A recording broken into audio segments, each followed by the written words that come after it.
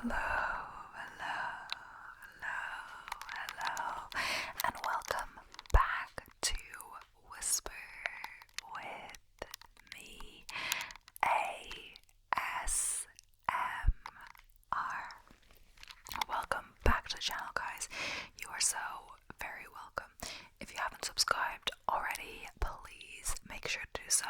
It really helps out. We'll see when I post this if I'm at 1,000 or not, but if I'm not, I'm gonna be close. So, because I've got such a build up, I don't actually know. I usually say I'm not, and I know I'm gonna post it the next one, the one after, but like, I've probably got 4 or 5. I don't know how many already filmed, so there'll be a bit of a delay on uploading this one because I'm trying to do them in order, just to kind of keep semi-sense of what I'm saying at the start, make it still relevant, etc. But yeah, either way, you can subscribe even if I'm already at 1,000 when I post this.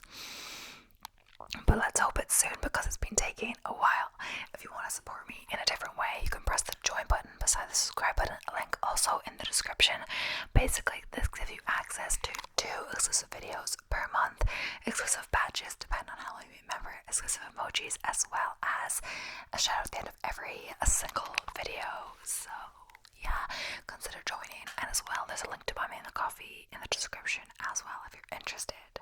So yeah, welcome back, guys. I did want to do 3 videos today, but because of my running late, just me running late really, I didn't go out as earlier. I didn't wake up as early as I thought, didn't go out as early as I thought to go running, and I didn't start filming as early as I started because I was still back like 3 hours. It wasn't really the run problem, it was more me after the run. But yeah, I'm just gonna be drinking some of my iced coffee throughout the video. If you see me, that's what I'm doing. This pint glass, what I'm using now. I'm a little tired. My run was like my second fastest. So, or second fastest 10k at least, not second fastest ever, because I've done like, faster 5k splits, etc. So yeah, we're talking about strange phobias that you could have, or just weird phobias in general. Just thinking of this when I was preparing my coffee, I was like, oh wait, this is gonna be me trying to pronounce things that are gonna be hard to pronounce again. Like medical things, you think, oh, it's all fun and games until you can't pronounce every single one they throw at you. So yeah, good luck with that. They really like to have long names for these kind of things, etc. But yeah, I'm gonna read the intro and shout to list 25 again. That's what we're starting from, list 25. Then we're gonna move on to other articles if there's time. I'm gonna read slow again. But yeah, let's get into it. So, in Greek mythology, Deimos and Phobos were the gods of fear, or fear personified. Deimos represented creeping terror and dread. Think the part of the horror movie when you realize you're trapped in the house with a killer. And Phobos represented panic, the part of the horror movie where you've seen one friend killed and start to run. While fear has been around since the beginning, it wasn't until around the 1700s that English speakers started adding phobia onto the end of nouns to mean the fear of. Phobias are generally broken down into 3 categories. First, specific or simple phobias are the most common and are triggered by specific objects like spiders. Second, there are agoraphobia phobias, which center the fear around being in a situation with no easy escape without embarrassment, like having a panic attack when you're stuck in an airplane. Being there, no shame. That's what the person who wrote the article said. Third type is social phobia, which can cause extreme anxiety in public or social situations and can lead to low self-esteem. This third type can cause many social issues, such as dropping out of school and being unable to make friends. And it says here a list of 25 phobias that you may have. Yeah. So the first one, or really it's number 25, because we always start at the end. It doesn't necessarily have an order, but sometimes they do. Maybe they get more severe as they go down the list, etc. But yeah, we'll see if I've heard of any. I probably have heard of some of them, but not all for sure, or not most. So the first one is ablutophobia. So while personal hygiene may be something we joke about, some people have a fear of getting clean or bathing. Some people literally have panic attacks when faced with taking a shower or bath, and this leads to loneliness, isolation, and depression. So maybe be kind to that coworker who always smells. They could be fighting it in battle. The root word is Latin, which abluto means a washing. As well, yeah, about that smell. And then it can be as well, some people have like some kind of illness or disease or something, which just means they smell worse in general. So even if they do take a lot of showers and really careful with their hygiene, they have some kind of disease. I think I saw that somewhere. I think it might have been to do with Reddit or something, because they were like, am I the asshole or something? They were asking about their coworker smelling like really bad, or their classmate or something, and perhaps, or maybe someone else was telling the story, how it worked out or panned out, or perhaps someone was saying their personal experience with how their coworker had, or they had some kind of genetic thing that made them smell bad, even if they were taking care of their hygiene. So ergophobia, so a form of social anxiety. Ergophobia is from the Greek word ergo, which means work. This includes physical and non-physical work, so a cubicle farm could be as terrifying as, say, a landscaping job. Ergophobia is usually the result of some kind of trauma earlier in life. Luckily, it can be treated by a combination of therapy and medications to reduce anxiety. This is probably one of the most frustrating phobias for those who don't have it, as it's often seen as laziness. Allodoxaphobia, perhaps the most widely relevant phobia, at least if you've been on the internet lately, is allodoxaphobia, which is the fear of opinions. Considered a social phobia, it's derived from the Greek word for opinion, dox, and different, allo. So, philophobia. So, although butterflies in the stomach are often associated with love, for someone with philophobia, those butterflies are more like deadly scorpions, as they are petrified of falling in love or having any close relationships. Unfortunately, many people in this category end up living a life of solitude. It's suspected Elizabeth I suffered from this. From the Greek word philia, which means brotherly love, but can also be translated as friendship or affection. This is why Philadelphia is a city of brotherly love. I guess that could be different ones, like maybe you're fine with friendships, but you're terrified of romantic love, etc. Or it could be anyway. I guess there could be different specific words for specific ones. I'm not exactly sure. So the next one is somniphobia, so also known as hypnophobia. This is the abnormal fear of falling asleep or sleeping. Sometimes it can be the result of people feeling as though they are losing control. Nightmares have also been known to be basis for this fear, since associate sleeping with nightmares, thus they are afraid to go to sleep. The word comes from somni, the Latin word for sleep. Medications can be taken to help with sleep and anxiety around sleep, but those only address the symptoms. Counseling may be needed to address the root fear. So the symptoms meaning like they might help you sleep, which is, the symptom of, the phobia, being scared of something, but it won't actually help the root, so it won't actually solve it in the future. Because if you just keep taking the medications, you'll have to keep taking them if you don't actually deal with the root of the problem. And help yourself not become scared of that. Heliophobia, so in a sort of modern day vampirism, I'm not sure how you say it, heliophobia is actually defined as fear of the sun. Although it sounds harmless, it can actually be quite serious and lead to a vitamin D deficiency as a result of staying indoors. From helio, the Greek word for sun. I guess a way to combat that would be to take vitamin D supplement. A lot of people take that year round, or especially in winter. Especially just if you don't get a lot of sun like we don't in Ireland. And a lot of places would need a vitamin D supplement in the winter, etc.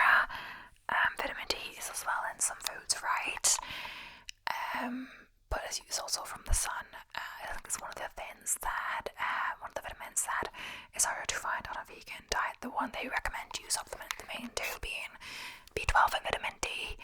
I guess vitamin D more in winter because in summer you can do that from the sun, etc. But Ceatophobia, so taken from the Greek word Kaiates, Khaite, meaning long or flowing hair. Ceatophobia is the fear of hair. Although some people with ceatophobia only fear loose or detached hair, others can be terrified by the hair on their very own bodies. So maybe they'll try to shave off the hair, or keep a bald head, or etc. I don't know. Lacanophobia, so sometimes not wanting to eat your veggies goes beyond simple stubbornness and junk food cravings. Sometimes it's lacanophobia, which is a fear of vegetables, lacno being the Greek word for vegetable. While you might not tremble in fear of the sight of Bob the tomato, for some people this fear is very real, and the sight or smell of veggies can cause shortness of breath and nausea. We sincerely hope every lacnophobic takes their vitamins, and I'm glad that is not me. I do love my vegetables. I'm not saying I'm always the healthiest person. I love cake as much as the next person, and crisps and olive chips, fries, whatever you call them. But I do really love vegetables. After a while of not, if I don't have vegetables in a day or two, I'll be craving vegetables. And I like some seasoning with soy sauce, whatever, maybe makes it a bit unhealthier. But whatever, I love a big stir fry with loads of veggies and tofu and noodles or rice, etc. I love vegetables, etc. Maybe they don't take it as much variety as I should, but I think I love vegetables. Especially, I think being vegan helps. I don't know, I used to not like broccoli at all. I wouldn't say I'm its biggest fan still, but I have no problem eating it. I just don't go out of my way to eat it, but I'll eat it no problem, and sometimes I cook with it. It's been really healthy. I used to not like it. My mom used to always, and she still does, boil carrots and broccoli together, if she was doing a side of meat or something, or something I would be eating now. But I would always pick out the carrots and not eat the broccoli, and one time I just decided I should eat some, and I did, and I used to make it for myself as a snack in school when I was trying to, after school, say if I wanted a quick snack, low calorie snack to not disturb my dinner, I would just steam up some broccoli, actually, which is quite a 180 for me since I used to hate the stuff. Other than that, there's lots of stuff that I used to not like, which I will now eat. I used to hate mushrooms. I think I used to pick them out of my food, and then my mom read something about mushrooms being bad for you or something because they're fungi. I don't think it's true now, but she stopped cooking with them, over the years, for a while, and I've rejoiced. But now she's, back to eating them for a good while, and I eat too many mushrooms nearly. I'll go through the mushrooms too fast.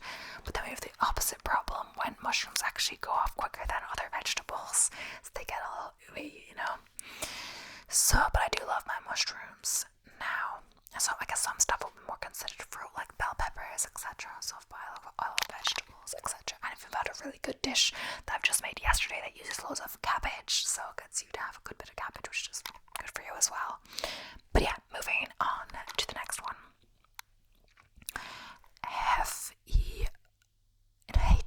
P-H-E, phobia. I'm not sure how you say that actually. A very rare and specific phobia. Phobia is the fear of being touched. It's more than just not liking being touched, but an actual fear that can cause anxiety, nausea, increased heart rate, hyperventilation, and panic attacks, from the Greek word haphne, meaning touch, and I'm saying that wrong, sorry for that. So, agoraphobia, so a fear of the kitchen or family sofa might sound amusing, but agoraphobia is a fear of home surroundings. In the wake of hysteria following the 2016 election cycle, it's also come to mean fear of one's fellow countrymen. This is probably something we should really address as a nation. Seems unhealthy, from the Greek word okos, meaning home.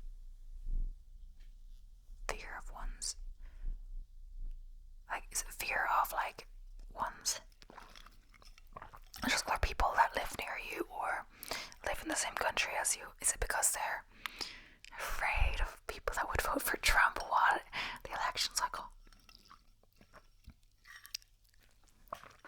Who knows? Yeah, I guess the scariest then is that Trump is running for election again, isn't he? Against Biden. I'm like, oh, I thought we were done with that in, whenever it happened last. It's for 2025, right? Okay. Anyway. So, coulrophobia. So, the fear of clowns actually has a name, coulrophobia. And let's be honest, most of us can probably thank Stephen King and all the weird, sad clowns in the 60s and 70s for it. People who suffer from it have also claimed it comes from not really knowing who's behind the face paint. Interestingly, the Greek word kouro means one who goes on stilts, not one who hides in storm drains. What's that film? It clowns. Okay, that is from Stephen King. It's that one. It. I think I watched the modern adaptation. I think that's from the same thing, but yeah. Xanthophobia. So, xanthophobia is the fear of the color yellow, from the Greek word xanthos, which means yellow. I guess a lot of these phobias are sounding hard to pronounce, but that's just because I'm not Greek, because a lot of these words are just Greek words, so it's sounding complex to me. But if it was called yellow fear, which is basically what it means, it wouldn't sound complicated to me. So, neophobia. So, neophobia is taken from the Greek word neos, which means new or young. It's literal fear of anything new, which honestly makes sense because new is unknown, and fear in the unknown is pretty common. Neophobia is most commonly seen in the elderly, but also in the very young, such as a strong aversion or fear of new foods, places, or routines. But in that sense, it doesn't, like, I thought phobia was like really debilitating. I don't know, I'm not sure in that way, but when you're afraid of new things as a kid, like dramatically afraid of them, and like it gets better with time, usually. And through exposure, I guess that's what a lot of treatment for therapy is exposing you to that thing that you are afraid of. Exposure therapy. We're talking about therapy for certain, I used to study psychology. So, hylophobia. So, hylophobia is the fear of forests, from the Greek word hylo, meaning forest. Look, camping just isn't everyone's thing, and that's totally okay. So, pterophobia is the fear of cheese. It's usually believed to be associated with a traumatic incident earlier in life, but can also be from cheese's texture, from the Greek word cherry, meaning cheese. Decidophobia. Decidophobia is exactly what it sounds like. It's the fear of deciding or making choices. It's rooted in the Latin decido, which means to cut off, as in you're cutting off your options and making a decision. Yeah, I used to be like this. Maybe not extreme decidophobia, but my favorite catchphrase, or I'm not sure if it still is, but as a teenager, was I don't know.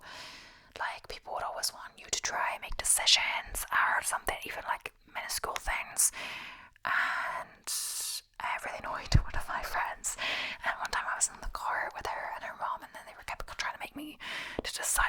must be like fine with listening to their music and their choice of stuff, movies, etc. But whenever I was with them, they would try to make me decide things, and I didn't like it. Like what I wanted to eat, what I wanted to watch, what I wanted to listen to, etc. What I wanted to do, you know. Yeah. Phobia. I just didn't mind doing whatever anyone else wanted, usually.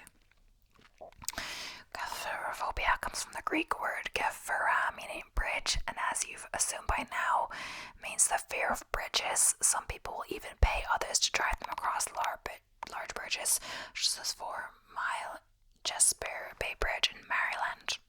You'd still be going over the bridge, maybe it's just the driving part, but yeah. Descendophobia and ascendophobia.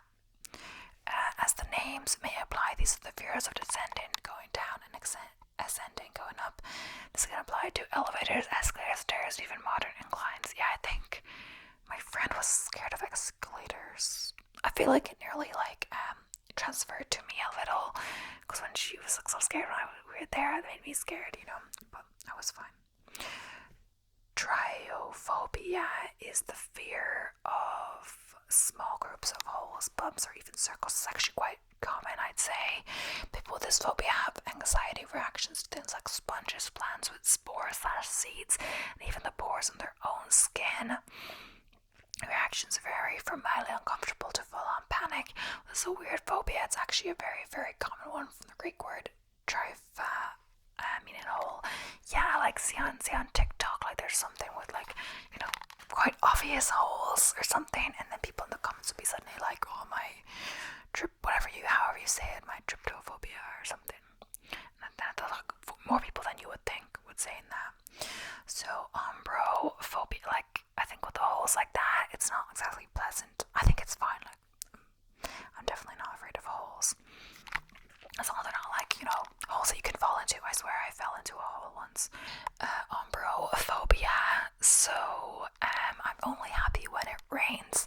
Doesn't ring true for everyone. From the Greek word umbro, which means rain, umbrophobia is a fear of rain, and people who suffer from it may have panic attacks when rain showers start. So chronophobia is something every mother has experienced in some small way. Chronophobia is the fear of time passing. Oddly enough, chronophobia is often found in prison inmates and less surprisingly in the elderly, from the Greek word chronos, meaning time. How is that odd though? I don't see that as being odd. I would say it would be common in prisoners, because the fear of time passing, like if you were locked away, don't you have this fear of life passing you by? Depending on the prison, like some people, you know, they can set themselves up well in prison. Some people, there's even options for education, like they can pursue a degree when they're in prison, so they can help themselves, you know, live a better life when they're out, etc. But yeah, there's a fear of, you know, just letting life pass you by, or, you know, if you committed a crime and, you know, deeply regret it and you're there for life, you know, you've just screwed up your entire life in there, you know, kind of. Or if it's something not like a life crime, but still like 10 years, that's still a major chunk of your life, you know, and that could be your youth that's spent in prison and you're only out when you're older, etc. When you should have stuff figured out, but you don't because you spent all that time in prison. But yeah, and less surprisingly in the elder, I don't know how it's odd in the prison though. Phagophobia. So phagophobia is the fear of swallowing, and in some cases it can actually lead to weight loss and malnutrition from an involuntary inability to swallow, from the Greek word phago, which means eat. So omphalophobia. So omphalophobia is a fear of belly buttons. Yes, that's a thing. You can have a cosmetic surgery to have yours removed if you wish, from the Greek word phalo, meaning navel. So that's in. I don't know the statistics of people being an innie or an outie belly button. I'm an innie belly button. but I'm pretty sure my brother has an Audi belly button. You know, just like, that's interesting. I always forget about belly buttons being there. But the umbilical cord, is that just depending on how the umbilical cord is cut, or I'm not sure. Pepophobia, fear of the Pope or papacy. This might seem weird, but we'd like to take this moment to remind you about the unexpected Spanish Inquisition, closely related to hagiophobia, which is a fear of saints and holy things. Phobophobia. So phobophobia is the fear of phobias. If you have this, you might be in good standing as FDR. Family said in his inaugural address in 1933. Only thing we have is fear. Only thing we have is fear itself. The only thing we have to fear is fear itself. Is that what they said? Or only thing we have fear? I think that's missing a word, but yeah.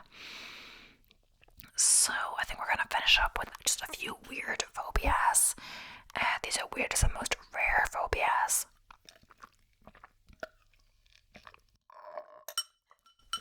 So yeah, why not this one? It's gonna be hard to pronounce, but it has an explanation of what it means right after, and that's interesting to say the least. So it is aracibutyrophobia. I'm not saying that wrong, but it's the fear of peanut butter sticking to the roof of your mouth, and that is very specific. So aracibutyrophobia is the fear of peanut butter sticking to the roof of your mouth. While the phenomena has happened to everyone at one point or another, people with this, I'm not going to say it again, are extremely afraid of it. The severity of this varies from person to person. Some with this condition may be able to eat small amounts of peanut butter, but others will completely avoid eating peanut butter or anything with a similar consistency like different nut butters, etc. So it's a rare phobia that can stem from a greater phobia of sticky things or fear of choking. May also stem from a traumatic incident with peanut butter, such as choking or being allergic to it. And yeah, sorry if there's a loud noise. That is a tractor driving by. The farmer, I was gonna say the cow. There are cows in the field next door to my house, and there's two entrances right beside and a little bit away, like a few houses down. And he's either there going in because he goes in this way to feed them or something, but then he also goes in the other way it's like a silage which like cows eat, so he's always here a few times a day. Outside you hear him going back and forth, because sometimes he comes to the tractor. I guess obviously he comes to the tractor with the silage, but then he has different stuff, and that's when he comes with his fan, etc. So the tractor is quite loud. But yeah, so nomophobia, fear of being without your mobile phone. So nomophobia is the fear of being without your mobile phone. People with nomophobia experience excessive anxiety about not having their phone with them, their battery being low, or their phone being out of service. Regardless of the circumstances, not being able to use their phone causes people with nomophobia to become panicked and experience extreme symptoms of anxiety. The rare phobia often stems from a person having a cell phone addiction.